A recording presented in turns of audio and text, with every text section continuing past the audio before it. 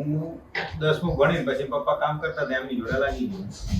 મને ભણવામાં ઇન્ટરેસ્ટ હતો નહીં. પાસ કરી છતાં મને સાહેબ કહેતા હતા ભણ, હું ભણ્યા નહીં. મને આમાં ઇન્ટરેસ્ટ હતો, લાગી ગયો. ત્યારનો 88 સાલ ત્યાં કામ કર્યું, બીરું કામ છોટા ભરી. પપ્પા કામ કરતા હતા, હું જોતો હતો.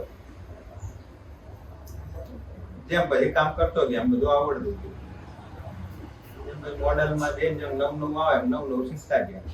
નવું આવે એટલે નવ ક્રિએટિવિટી માણસ તો કરવાનો જ છે કે નવું. પેલા બધું મેન્યુઅલી કરતા હતા, અત્યારે સંઘાડો આવી ગયો, ટર્નિંગ મશીન આવી ગયા, લેઝર મશીન આવી ગયા. અમારા લોહીમાં આ વસ્તુ તમને ભલે ભણ્યા ના હોય, અરે કામ ના કર્યું હોય, પણ અમને 25 વર્ષે 30 વર્ષે હથોડી પકડીને હથિયાર આપો ને તો અમે લોહીમાં હોય. અહીંયા એવું નથી કે આજે હું કામ શીખ્યો એ પછી મારે ત્યાં મારા અંડરમાં 25 માણસો આવીને પાછા જતા રહ્યા. એ લોકોને ધગસ નહીં અને એક પેશન્સ, કામ શાંતિથી બેન આમ મગજથી શાંત રહીને કામ કરવું પડે. એ લોકોને નહીં કોઈ. અહીંયા આજે હું બેઠો કે પટ્ટી ફેરવા બેઠો કે ગમે તે કામ સવારથી બેઠો તો હાથ સુધી મારે હલવાનું ના હોય. એક ને એક જગ્યાએ બેસી રહેવાનું, મગજ એટલું શાંતિ. અને અહીંયા 10 કારીગર આવે એ તો શું અડધો કલાક થાય ને ઉભો થઈને આંટો મારવાનો. એટલે એ લોકો ફર્નિચરમાં જતા રહ્યા કે થોડું કામ કર્યું, હરતા ફરતા કામ કર્યું, કોઈ શીખ્યા નહીં. અને આ કામ કરવામાં તમને બધું આવડવું જોઈએ. મિસ્ત્રી કામ, ટર્નિંગ કામ, જીક્સો, આજે બધી આર્ચો ને બધું કાપવાનું, એટલે ટર્નિંગ કામ આવડવું જોઈએ. પછી નીચે મોલ્ડિંગના પાના બનાવતા આવડવું જોઈએ, મોલ્ડિંગ કરતા આવડવું જોઈએ. એટલે આના 7 વસ્તુ શીખો ત્યારે તમે મોડલ બનાવી શકો. મને તો વારસામાં મળ્યું. મને આર્કિટેક્ટ અને સોમપુરા બધા વારસામાં મળ્યું.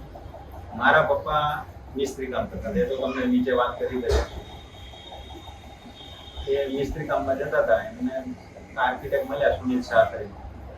એમને આ શીખવાડ્યું મોડેલ. અને અમે 82 ની સામે પહેલું અક્ષરધામ બનાવ્યું, ત્યારથી અમે મંદિરનું ચાલુ કર્યું. ત્યારથી અમે મંદિરના મોડેલમાં ગયા. બાકી મારા પપ્પા તો હું તો 10 ચોપડી ભણ્યો, મારા પપ્પા તો 7 ચોપડી જ ભણ્યા. અમને કે કોલમ ને એલિવેશન ના સેક્શન માં એ વખતે ખબર જ નથી પડતી. કામ ને શીખવાડતું.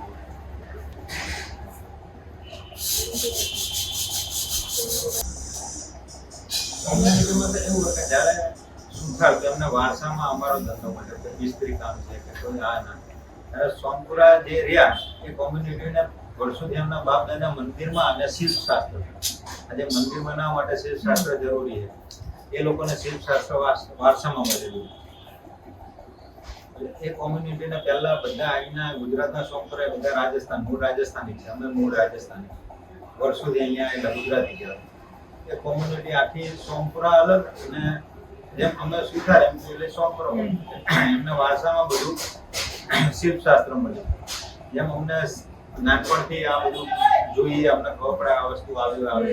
સોમપુરાને કેવું નાનપણથી એમના પપ્પા કરતા હોય એટલે કે ગર્ભગૃહને આ સાઈડ તો મંડપ આવું હોય, અહીંયા આવું હોય, આવું હોય. એ અત્યારે તમે તો ઓનલાઈન કરો તો લોકોને જાણવા મળે. કારણ કે આ શાસ્ત્ર તો જે અમે કામ કરીએ એટલે અમને ખબર હોય. તમે આજે સ્ટડી કરી ત્યારે તમને ખબર પડે. તમે આના વિશે આખી જે તૈયાર કરતા હોય લોકો જાણી શકે. પણ એકચ્યુઅલી થાય છે શું કે કામ સ્કિલ કે તમે કહો છો કે આ કોઈ કરતું નથી, અમે જ કરીએ. મને કામ અત્યારે ઓલરેડી મારી જોડે 5 મોડલ છે, પણ કરવા વાળું કોઈ નથી. કામ ડિજિટલ તમે કીધું કે આજે વેબસાઇટ છે કે તમે કોઈ બી પ્લેટફોર્મ પર અપલોડ કરો તો તમને કામ મળી રહે. મને કામ મળી રહે છે. આજે મેં કોટેશન આપ્યા બરોબર, બધાને 4 ને 5 મહિનાના ટાઈમ છે. અને આ પતે પછી હું બીજું ચાલુ કરી શકું. અને આમાં મને કોઈ માણસો મળતા નથી. જે બેંગ્લોરનું આપ્યા, આ આર્કિટેક્ટ બેંગ્લોરનું કામ કરવાનું. અને બેંગ્લોરથી અહીંયા ક્યારે આવે કે અહીંયા કોઈ કરવા વાળું છે નહીં. આજે લંડન છે કે અમેરિકા બધે સ્વામિનારાયણ મંદિર છે આપણા બનેલા સનાતન ટેમ્પલ, ત્યાં કોઈ કરતું નથી અને કરે છે એ લોકોને બહુ પ્રોસેસ બહુ કોસ્ટલી હોય. એક થાય ડિજિટલ 3D પ્રિન્ટિંગમાં થાય. 3D પ્રિન્ટિંગ આવે છે A4 સાઇઝના. આટલું મોટું 3D પ્રિન્ટિંગ લેવા જાઓ ધારો કે આખા મોડલમાં એ લગભગ આવે કરોડ રૂપિયા. બરોબર. મોડલ બનાવવા માટે એના પહેલા 3D ની જરૂર પડે. અમે જ્યારે 2D ડ્રોઈંગ ઉપર બનાવી નાખીએ 3D બનાવવા જાય એટલે 3D ના પહેલા પૈસા થાય.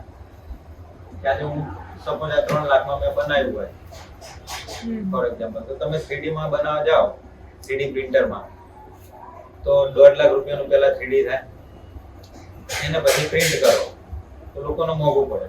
રિઝલ્ટ આનાથી સારું મળે, ડિટેલ અમારાથી સારી થાય પણ ફિનિશિંગ સારું ના આવે. આજે આમાં આજે ફિનિશિંગ આપીએ ને એ 3D પ્રિન્ટિંગમાં આ ફિનિશિંગ ના આવે. ધારો કે થાંભલાની ડિટેલ એ લોકો થાંભલો 3D પ્રિન્ટિંગમાં સરસ કરી શકે. આજે આ થાંભલો રહ્યો ને આ 3D પ્રિન્ટિંગમાં સરસ થઈ જાય, પણ આને ઉપર નીચેનું સાલ અને આપણે જે ફિટિંગ કરીએ ને સેન્ટરમાં નાના એ 3D પ્રિન્ટરમાં નાના એમાં ઘસી બી ના શકાય. આમાં તમે શેપ બદલી બી શકો, એમાં શેપ ના બદલી શકો. 3D પ્રિન્ટિંગમાં કેવું હોય અહીંથી ઉપરથી સાંકળું કરવો ને તો થાય. જ્યારે કેન્ટિલીવર આવે ને એટલે 3D પ્રિન્ટિંગના અહીંથી બધા સપોર્ટ લેવા પડે નીચેથી કામ કરવા માટે. આજે મેં આ વસ્તુ આ કેન્ટિલીવર કરી, આ તો ફક્ત છે 3D પ્રિન્ટરને આ વસ્તુ બનાવતા અહીંથી બધે સપોર્ટ લેવા પડે. બધા સપોર્ટ તમારે ને ડિસ્ટર્બ કરે ફિનિશિંગમાં.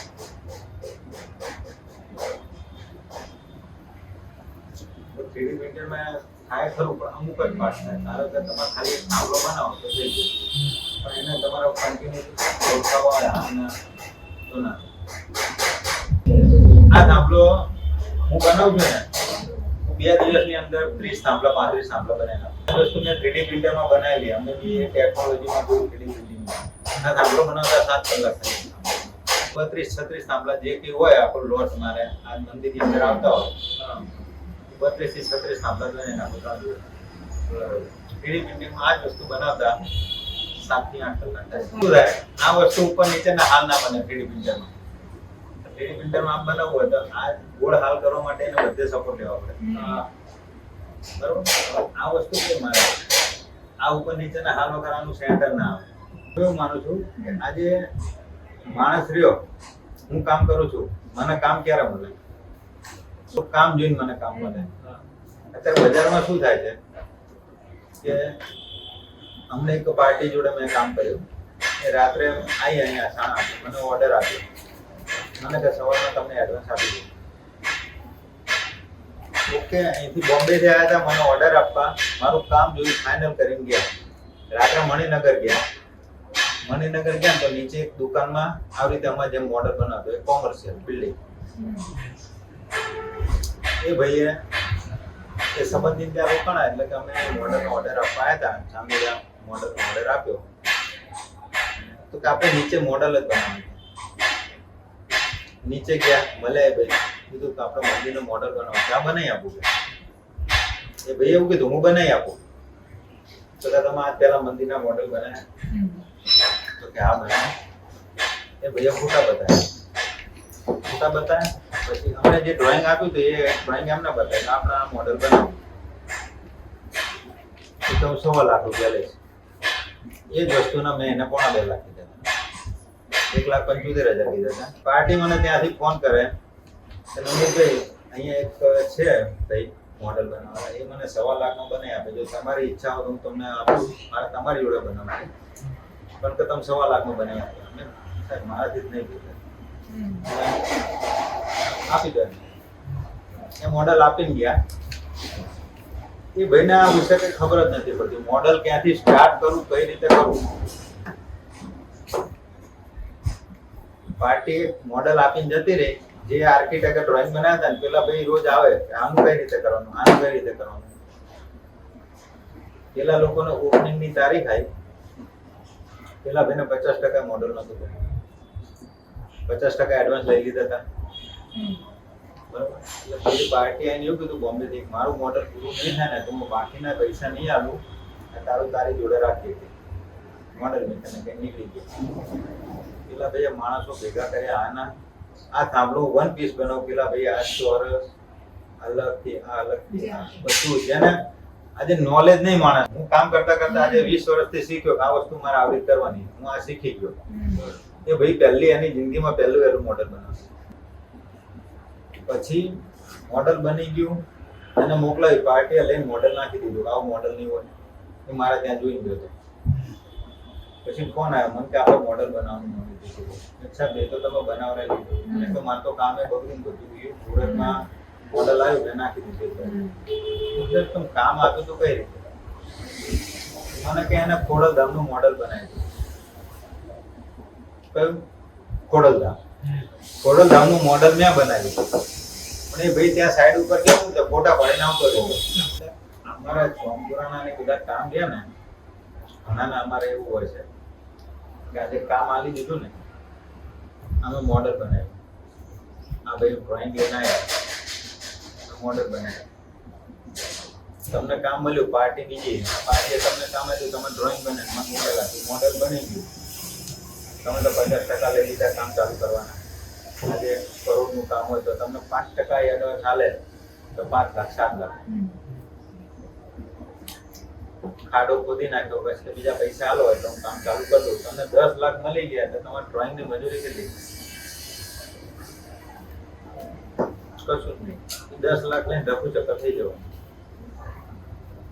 ઘણા કામ એવા હોય આજે તમે બતાવ્યું કઈ હોય અને ઓન સાઈડ થાય